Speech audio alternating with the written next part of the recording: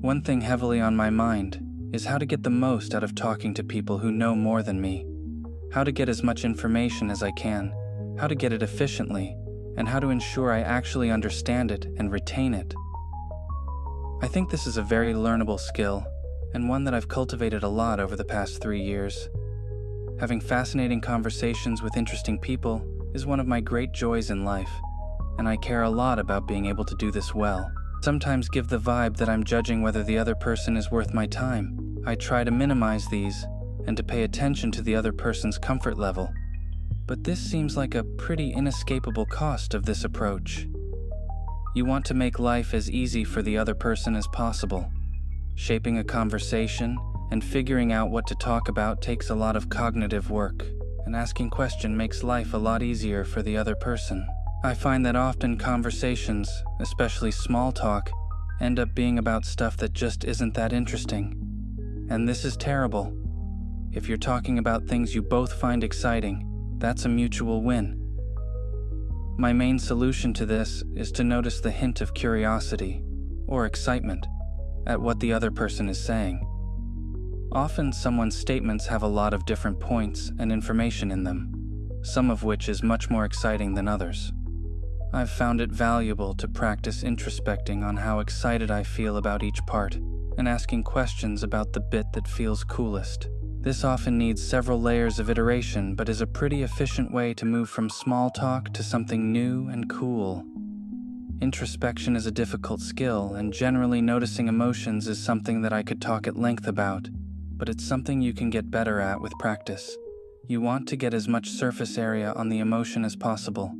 Notice when you feel it, common trends, associated physical sensations. Flag to your mind that this matters and is important to you. Simulating historical examples mentally and dissecting the feeling of curiosity can help to notice it in future.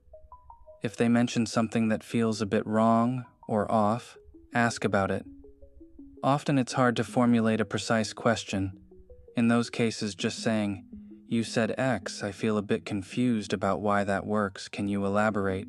goes a pretty long way, and can be more effective than trying a specific question, "When I'm confused about what I'm confused about." Notice when they refer to an aspect of the world that is super unfamiliar to me. I will then ask the person if he or she could talk about that for more than 30 seconds.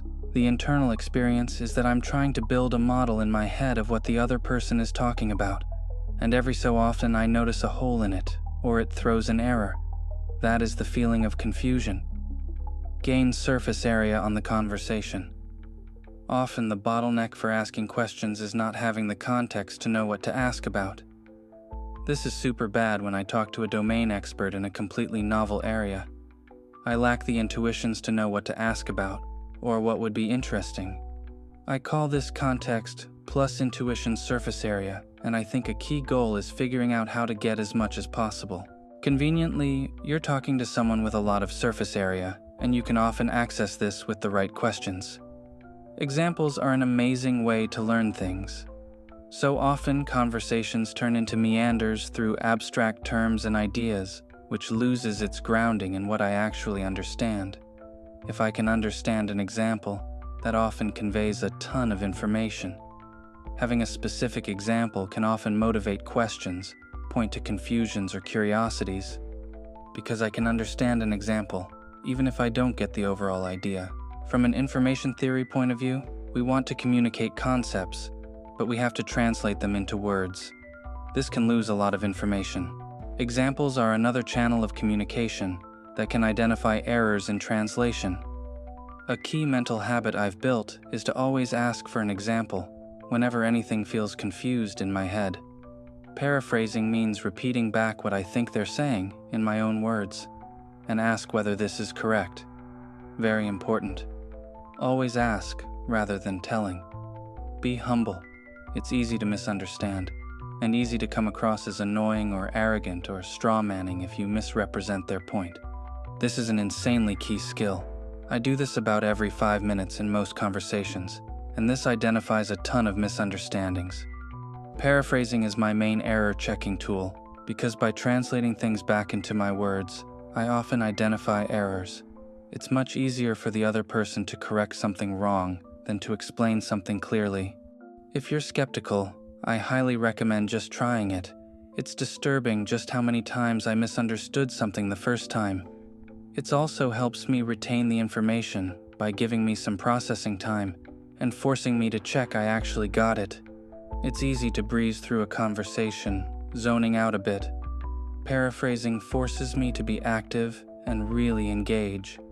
Another fun bonus: I think the ability to put complex ideas into words is a really useful one. A habit of paraphrasing forces me to get a lot of regular practice, and I've become dramatically better at this skill over the past few years. This has noticeably improved my learning and teaching skills. Good luck.